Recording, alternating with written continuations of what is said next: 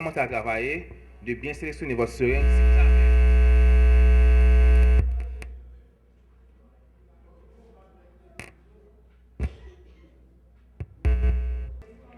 Maintenant, si vous avez une dose d'un agent à retirer, par exemple, de 25 cc, mais vous n'allez pas prendre une seringue de 15 cc ou de 10 cc. Vous allez prendre une seringue de 30 cc ou plus. OK?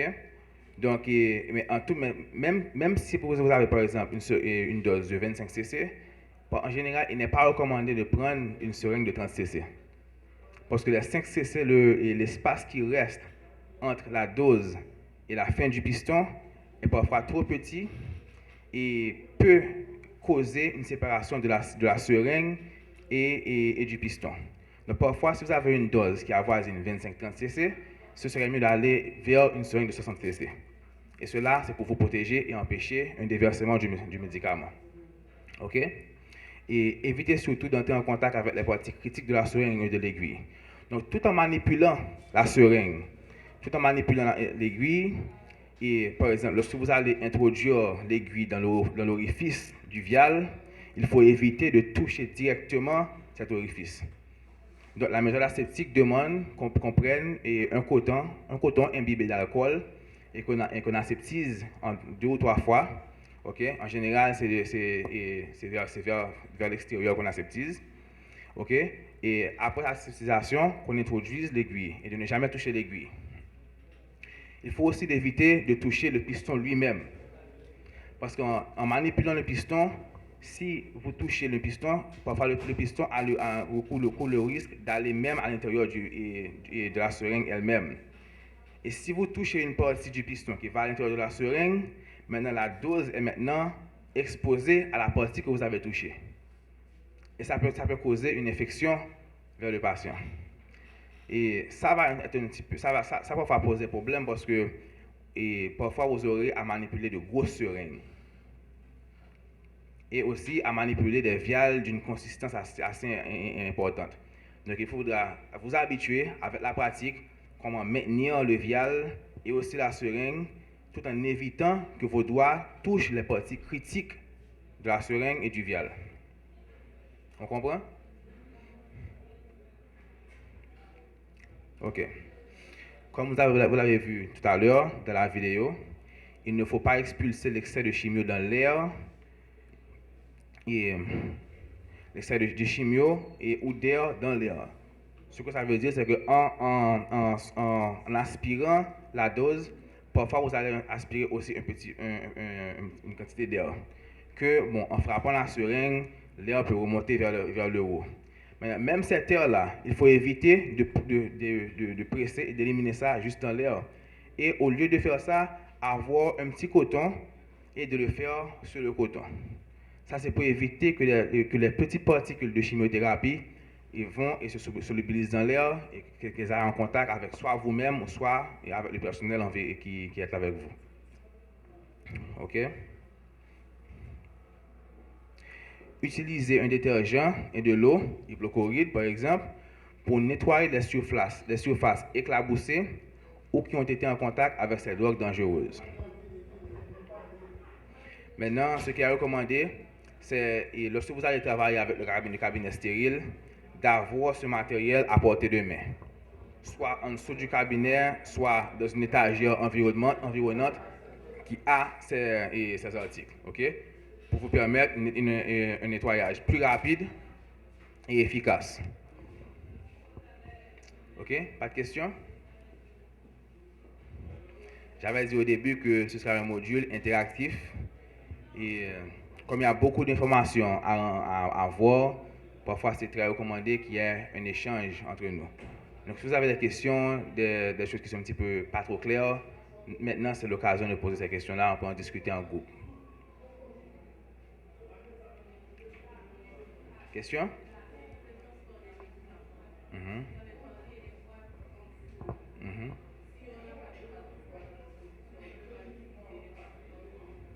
C'est pas recommandé.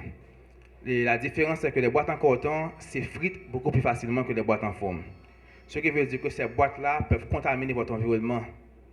Si vous regardez très bien, dans une zone là où il y a du coton, il y a aussi des détritus de carton tout petits. Ok? Donc, ces détritus-là peuvent entrer dans votre zone de travail et par la suite contaminer votre travail. Les boîtes en forme n'ont pas ce problème. Ok? Ce que vous pourrez faire, c'est peut-être mettre un plastique autour de la boîte en carton. Donc, maintenant, plastifier l'extérieur et l'intérieur et aussi le couvercle. Mais ça demande beaucoup de travail. Exactement. Oui.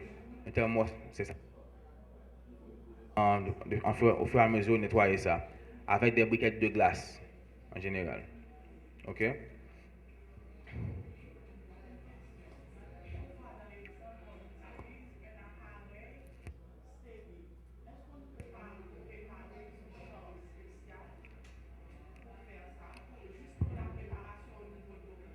Absolument. Mais le coût associé et à la construction de cette chambre, parce qu'une chambre stérile demande qu'on a la direction de l'air peut-être bien contrôlée. Il faut avoir une pression négative et positive de part et d'autre de la chambre.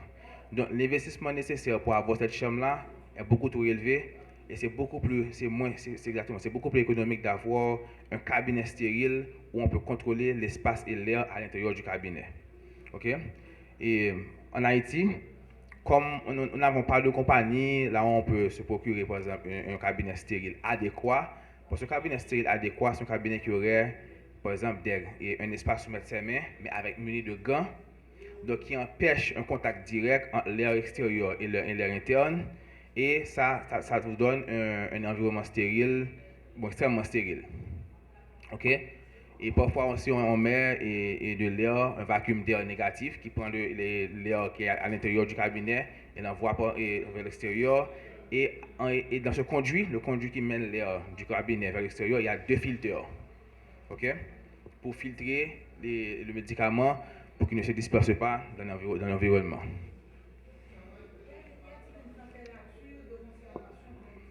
On va voir ça. Ok? C'est la poubelle pour qui sert à recevoir les déchets.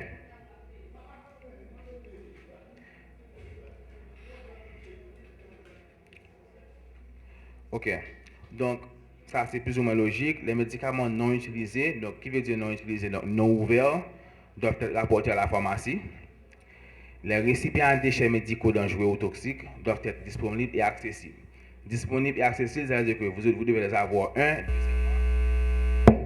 Deuxièmement, et ces récipients doivent être dans un endroit où, pendant que vous travaillez, que vous pouvez facilement vous débarrasser des déchets. Ok?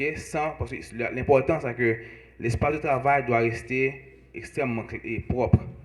Donc, vous n'avez pas intérêt à accumuler des déchets dans votre espace de travail. Qui dit déchets dit seringues, déjà utilisées, aiguilles, les boîtes de médicaments, les viales vides et tout.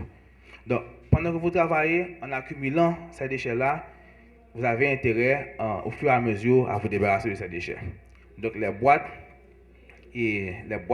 récipients doivent être à un endroit où, en position de travail, vous avez accès facile à ces boîtes. Ok? Ça, c'est très important.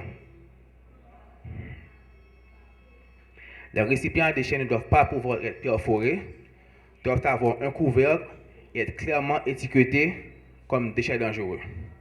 Le pourquoi, c'est que si par exemple vous avez un récipient à déchets qui peut être perforé, la personne qui fait le maintien de votre institution va manipuler la boîte et se blesser. Pareil au vaccin. Vous donnez un vaccin à quelqu'un et puis le personnel de nettoyage vient, manipule la boîte, se blesse. Maintenant, il y a un risque de contamination, HIV et le reste. Ok? Donc, quel que soit le récipient que vous allez choisir, il faut que ça soit un récipient qui ne puisse pas être perforé par une aiguille. Ok? Pour votre protection à vous aussi et pour la protection de votre staff. Donc, les sachets ne sont pas recommandés. Ok? Et clairement étiqueté comme dangereux parce que la personne, automatiquement que vous avez fini de travailler, la personne qui va nettoyer votre espace ne saura pas quel type de médicament se trouve dans cette boîte. Donc, il faut minimiser le risque de contact entre ces médicaments dangereux et le personnel qui travaille avec vous. Ok? Que ce soit une autre infirmière, ou bien un médecin, ou bien un personnel de nettoyage. Ok? Ça encore, c'est très important. Ok, on continue. Maintenant, comment manipuler les liquides corporels? Utiliser le PP. Maintenant, je peux dire le PP parce que tout le monde sait maintenant c'est quoi le PP. Pour manipuler les liquides corporels des patients durant et même 48 heures après l'administration de la chimiothérapie. Ok? Les patients peuvent utiliser les toilettes normalement, mais à condition. La chasse des eaux des toilettes doit être tirée 2 fois avec la lunette baissée vers la disposition d'excrétion et de patients pendant 48 heures et après l'administration de la chimiothérapie. On doit aussi disposer de couches utilisées pour ces patients de la même manière, de la même façon pour les autres déchets dangereux et les placer dans les sacs à déchets et étiquetés comme dangereux. Pour les mêmes raisons qu'on a parlé tout à l'heure. Ok? Pour protéger le personnel qui travaille, pour protéger les autres infirmières. L'allaitement est contre-indiqué pendant le traitement de la chimiothérapie. Ça, c'est plus ou moins logique. On en a parlé tout à l'heure aussi. Ok? Vu la nature et la pharmacologie de ces médicaments, ok, leur nature toxique. Donc pendant l'allaitement, c'est ce qu'on appelle catégorie X. Ok. Les draps contaminés pour les liquides corporels doivent être placés dans un sac en plastique et étiquetés comme étant contaminés par la chimiothérapie avant d'être envoyés vers la lessive. Les bassins hygiéniques, les urinoirs et les cuvettes à vomi, rincés soigneusement avec du savon et de l'eau, peuvent être réutilisés sans problème. Ok? Donc, la chimiothérapie, ce ne sont pas des médicaments qui sont infectieux, c'est juste qu'il y a un risque de toxicité. Donc, du moment qu'ils soient très bien et soigneusement nettoyés, donc ces mêmes équipements, les draps et les bassins hygiéniques peuvent être réutilisés pour maintenir les coûts bas. Maintenant, l'administration prudente des agents de chimiothérapie. Nous avons une loi à laquelle on doit se référer tout le temps avant de composer un médicament de chimiothérapie. On appelle ça les 6 bonnes façons prudentes d'administrer les médicaments. C'est que c'est le patient correct. Donc, est-ce que je vais administrer ce médicament-là au bon patient? Est-ce que la dose est correcte? Donc, la dose par milligramme, c'est-à-dire milligramme par poids ou milligramme par indice de masse corporelle. Donc, patient correct et la bonne dose. Ce qu'il faut pousser aussi, parce qu'à chaque fois que vous allez donner un médicament de chimiothérapie, il faut avoir le poids le plus récent du patient. Ok? Parce que le patient pourrait peser 80 kg il y a un mois, le patient retourne un mois et plus tard, le patient peut avoir perdu ou gagner du poids, augmenter du poids. Ok? Et est-ce que la voie d'administration est correcte? Ok? Est-ce que la fréquence et l'heure d'administration est aussi correcte? Aussi, en 6e partie, est-ce que les fluides qui accompagnent l'administration de la chimiothérapie sont aussi corrects? Donc ça, c'est le guide, les 6 lois pour les infirmières: patient correct, médicament correct, dose correcte, voie d'administration correcte, heure et les fluides. Ok? Ok. Ça c'est un rappel qui est très important parce qu'en travaillant, si on a plusieurs infirmières qui travaillent sur plusieurs patients dans un même espace et qu'on ne mette pas une étiquette appropriée sur les médicaments, ça peut arriver qu'en déposant une sacoche qui a été préparée déjà sur un comptoir, que quelqu'un d'autre vienne et prenne la même sacoche parce qu'elle ressemble à celle qu'elle a déjà préparée. Ok? Ça peut arriver parce que dans ce cas-là, le patient va recevoir une dose d'un médicament qui n'est pas le sien. Ok? Donc, automatiquement que vous avez préparé vos médicaments, il est important de toujours identifier à l'aide d'une étiquette les seringues, donc doxorubicine, vancomycin, le nom du médicament pour tel patient. Si vous allez utiliser ça dans 15 minutes, c'est là, mais c'est bien étiqueté. Ok? Et donc, nom du patient, nom du médicament et aussi la dose prescrite. Ok? Parce que ça peut arriver que l'infirmière qui prépare le médicament n'est pas la même infirmière qui va administrer le médicament. Ok? Donc, après avoir préparé le médicament et que vous mettez la seringue, mais l'infirmière qui va administrer doit aussi vérifier, bon, pour empêcher les erreurs, parce que l'erreur est humaine. ok, que vous avez calculé et aspiré la bonne dose dans la seringue et dans la sacoche. Et qu'elle va aussi administrer le bon médicament au bon patient. Ok?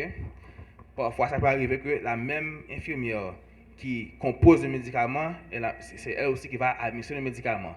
Mais parfois, ça peut ne pas être le cas. Ok? Donc, c'est très important de toujours, et je répète toujours, étiqueter vos médicaments, étiqueter vos seringues, vos sacoches. Ok?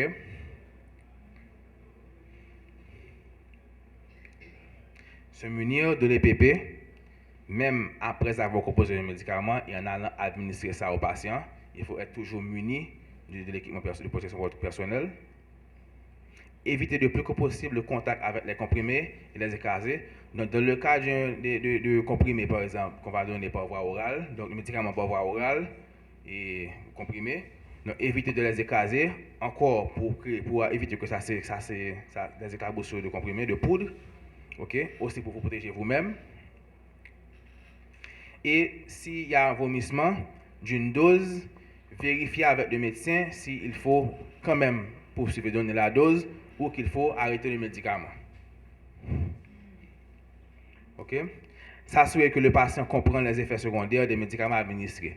Là, on revient encore au fait que l'infirmière est mieux placée pour faire l'éducation du patient sur la maladie et aussi l'éducation du patient, et de la famille du patient et du support du patient, du support familial du patient pour bien comprendre la maladie, pour qu'ils savent que bon, ce sont des médicaments, lorsqu'ils sont administrés, il y aura des effets secondaires, il y aura des intolérances et leur donner aussi l'éducation et les outils pour qu'ils puissent gérer ces effets secondaires-là et ces intolérances.